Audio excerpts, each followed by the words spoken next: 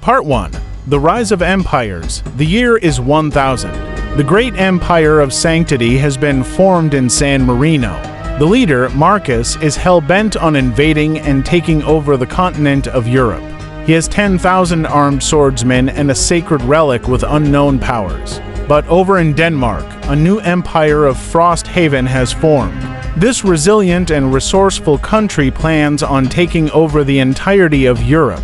Frosthaven is equipped with the finest 10,000 swordsmen and skilled seafarers. As this new era of violence and expansion begins, the Empire of Sanctity decides to attempt to research gunpowder to give themselves an advantage in future conflicts, and thus, the scientists of Sanctity begin attempting to research gunpowder. Their first attempts are met with some difficulty, but they eventually manage to create some crude hand cannons.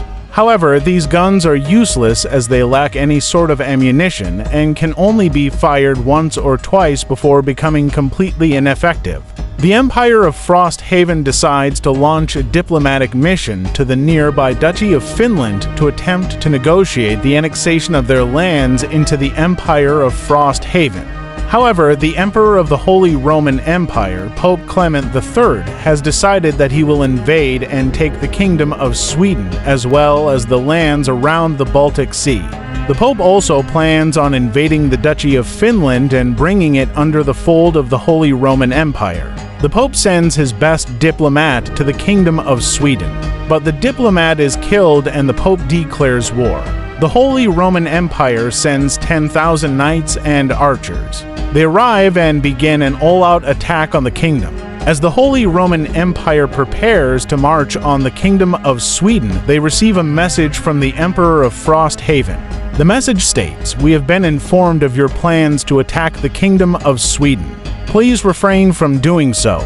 We are prepared to launch a diplomatic mission of our own and negotiate an agreement." The Pope, who is still furious over the killing of his diplomat, sends back a letter saying, "You are too late. My armies are already on the march. You have left us no choice but to defend ourselves. Prepare yourselves for war." The Empire of Sanctity decides to launch a diplomatic mission to nearby Vatican City to attempt to negotiate the annexation of their lands into the Empire of Sanctity. Meanwhile, the Empire of Frosthaven has been secretly preparing their own research into gunpowder.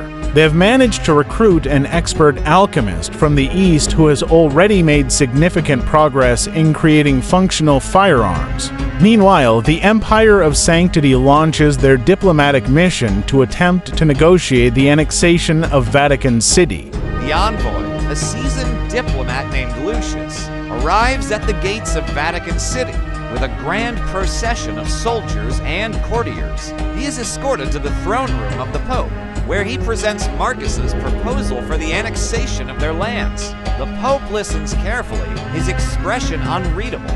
After some deliberation, he announces that while he appreciates the strength and ambition of the Empire of Sanctity, he cannot in good conscience allow such a powerful nation to absorb Vatican City into its fold. The Empire of Frosthaven, threatened by the Pope's declaration of war, decide to, with the help of their recently recruited expert alchemist from the East, attempts to research firearms. Meanwhile, the sacred relic in the possession of the Empire of Sanctity is discovered to have the power to raise the dead, which Marcus decides to use to his advantage. He orders his swordsmen to march across Europe, raising an army of undead warriors as they go.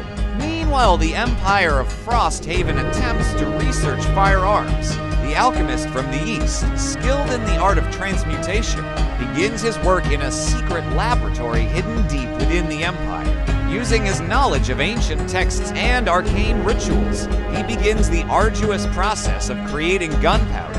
As the days turn into weeks, he tirelessly experiments with different recipes, enduring numerous failures and near disasters before finally succeeding in creating a small quantity of the volatile substance. The Empire of Sanctity, furious at the refusal, decides to use the recently discovered power of the sacred relic to raise the dead, to raise an army of undead soldiers, and use them to aid as they attempt a conquest of Vatican City. the undead army is unleashed upon Vatican City, causing chaos and destruction.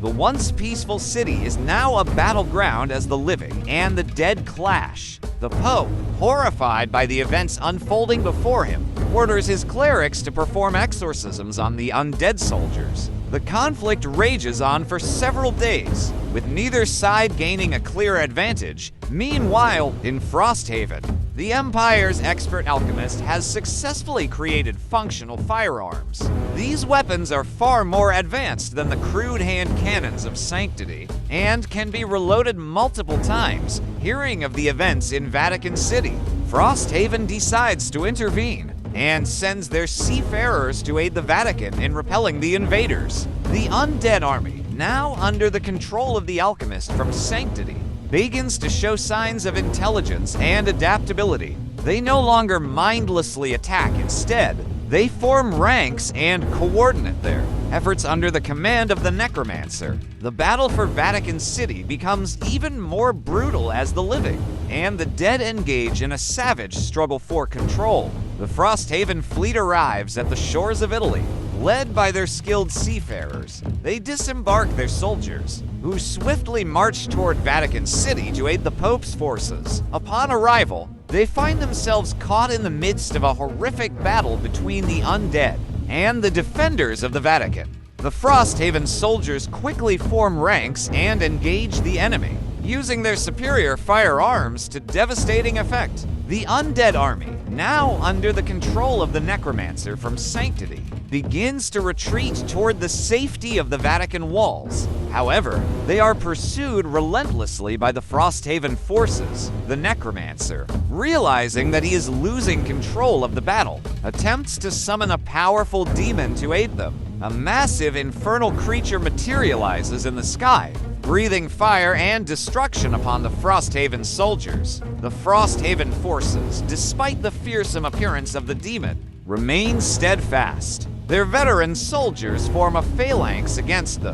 undead horde while their marksmen target the Necromancer. After a brutal struggle, they manage to corner the Necromancer and the demon. The Frosthaven forces close in, surrounding the Necromancer and the demon. The air is thick with the stench of smoke and the screams of the dying.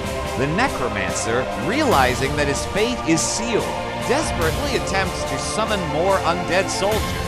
However, the combined efforts of the Pope's clerics and the Frosthaven forces are too much for him to overcome. The demon, enraged by the failure of its servant, unleashes a torrent of hellfire upon the Frosthaven soldiers. The flames engulf the area, burning soldiers and undead alike. In the midst of the chaos, a lone figure emerges from the smoke and fire. It is the Emperor of Frosthaven, who has come personally to ensure the victory of his forces. His presence galvanizes the soldiers, and they renew their efforts with renewed vigor. The demon, distracted by the Emperor's arrival, is struck down by a volley of arrows fired by the Frosthaven marksmen. With its death, the tide of the battle turns decisively in favor of the Frosthaven forces. The Necromancer, defeated and humiliated, is taken prisoner.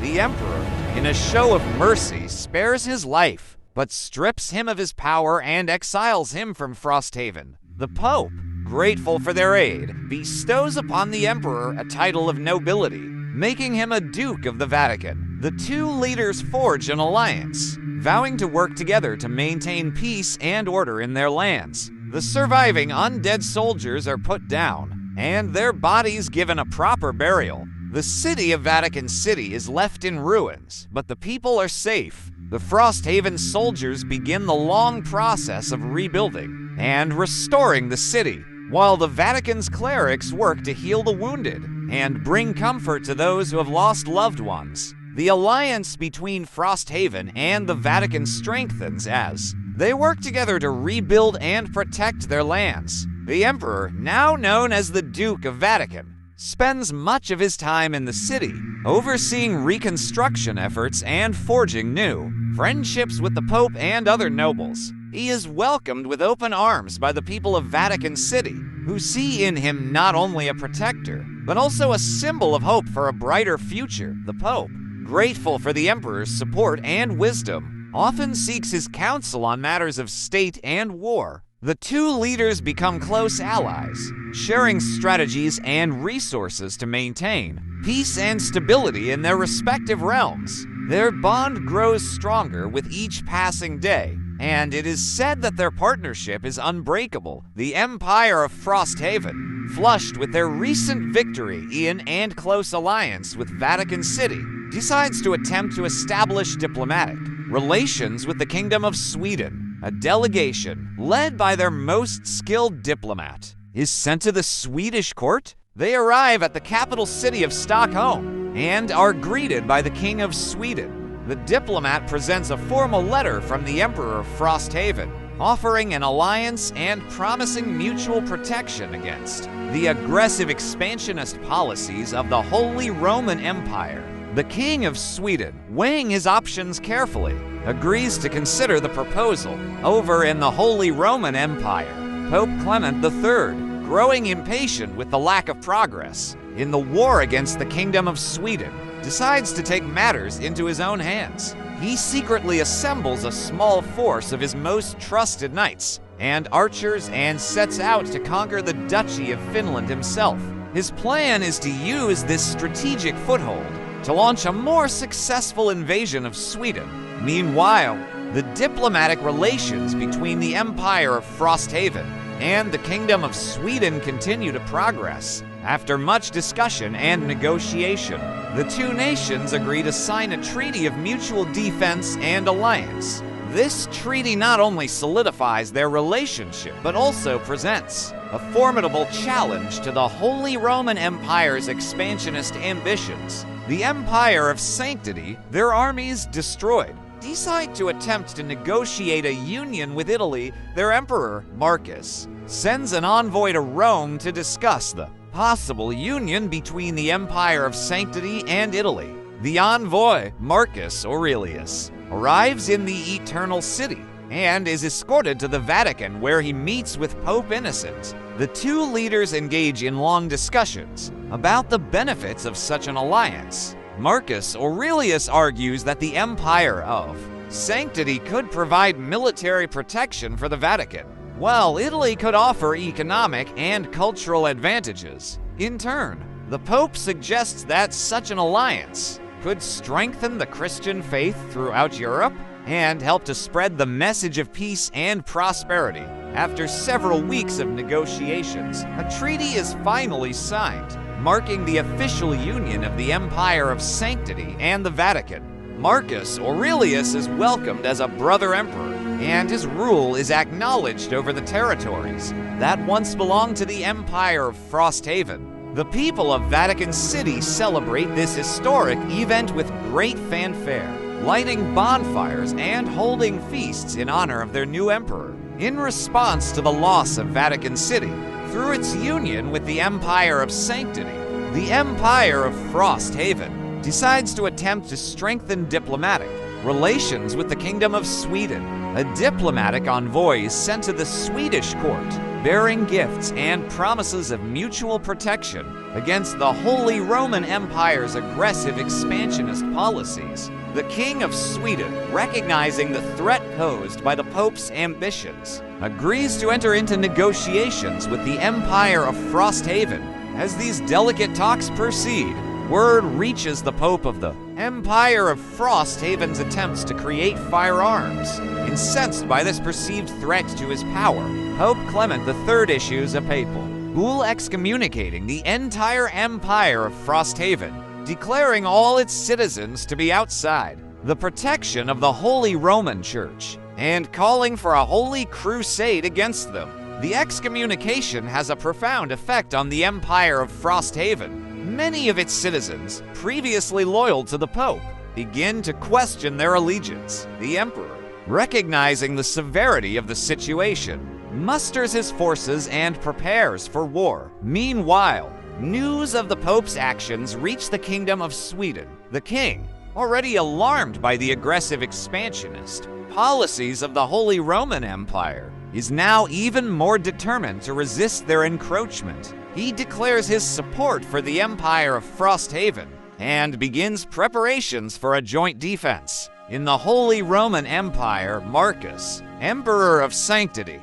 reacts to the news of the excommunication with a mixture of anger and determination. He sees it as a challenge to his authority and vows to crush the Empire of Frosthaven once and for all. He assembles his armies and marches towards their borders, intent on reclaiming the lands they have stolen and restoring the Holy Roman Church to its former glory. The Empire of Sanctity, after hearing of the strengthened alliance between the Empire of Frosthaven and the Kingdom of Sweden, but more so about the excommunication of Frosthaven by Pope Clement III of the Holy Roman Empire, decides to attempt to become the Emperor of the Holy Roman Empire diplomatically and through manipulation due to their armies still being destroyed. Their emperor, Marcus Aurelius, sends an envoy to Rome to discuss the possibility of Marcus becoming the new emperor of the Holy Roman Empire with the blessing of Pope Clement III. The envoy arrives in Rome and is escorted to the Vatican, where he meets with Pope Clement III. The two leaders engage in long discussions about the benefits of such an alliance. Marcus Aurelius argues that the Empire of Sanctity could provide military protection for the Holy Roman Empire, while also bringing a renewed focus on Christianity and its teachings. He promises to rebuild the Holy Roman Empire into a glorious empire, greater than it has ever been. Pope Clement III listens carefully to Marcus Aurelius' proposals and, after much consideration, agrees to support his candidacy for the throne. However, he insists that Marcus must first prove his loyalty to the Catholic Church and its teachings. Marcus Aurelius agrees to these terms, vowing to uphold the Church's authority and work closely with the Pope to ensure the well-being of the Holy Roman Empire and its people. With the Pope's blessing, Marcus Aurelius begins a campaign to win the support of the nobles and citizens of the Holy Roman Empire. He travels throughout the empire, speaking of his vision for a restored and prosperous empire, guided by the teachings of Christ. His charisma and intelligence win him many followers, but he also faces opposition from those who fear the loss of power and influence under a new emperor. The race for the throne intensifies as word spreads of Marcus Aurelius' candidacy. Other nobles begin to vie for the position, each promising their own version of restoration and renewal. The people of the empire grow restless, yearning for stability and leadership.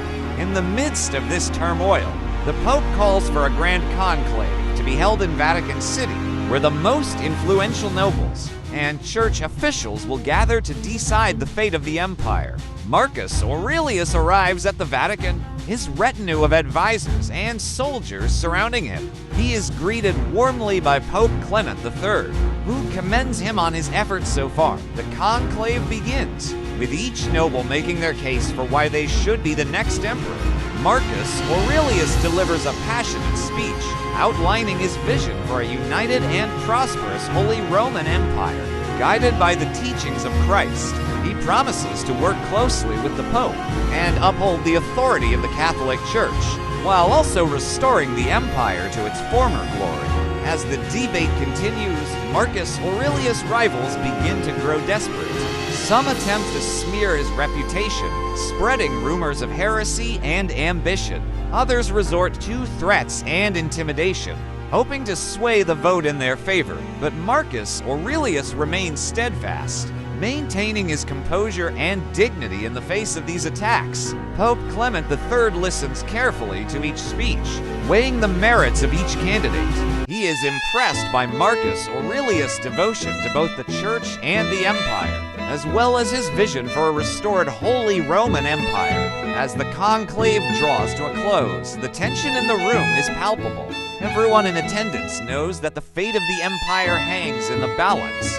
Finally, the Pope rises to his feet, his voice carrying through the chamber. It is with great pride and humility that I announce the new Emperor of the Holy Roman Empire, Marcus Aurelius. The room erupts into cheers and applause as Marcus Aurelius is crowned with a golden crown, signifying his new title. He bows his head in gratitude to the Pope and to those who have supported him on this journey. due to the Empire of Sanctity's recent ascension to being the Emperor of the Holy Roman Empire.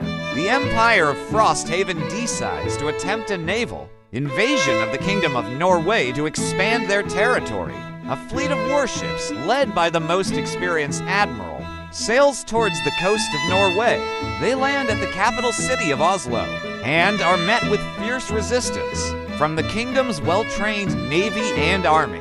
The battle rages on 4 days, with both sides suffering heavy casualties. The Frosthaven forces, however, are better equipped and disciplined, and eventually manage to gain the upper hand. The Norwegian king, realizing the futility of further resistance, agrees to negotiate terms of surrender. In the meantime, news of the naval invasion reaches the Empire of Sanctity. Marcus, enraged by this act of aggression, mobilizes his army and navy, preparing for a two-front war. He knows that he must act swiftly if he is to successfully defend his empire and maintain his authority. The Pope issues a second papal bull, excommunicating the Emperor of Frosthaven and declaring a crusade against him personally, hoping to rally the Holy Roman army to greater fervor.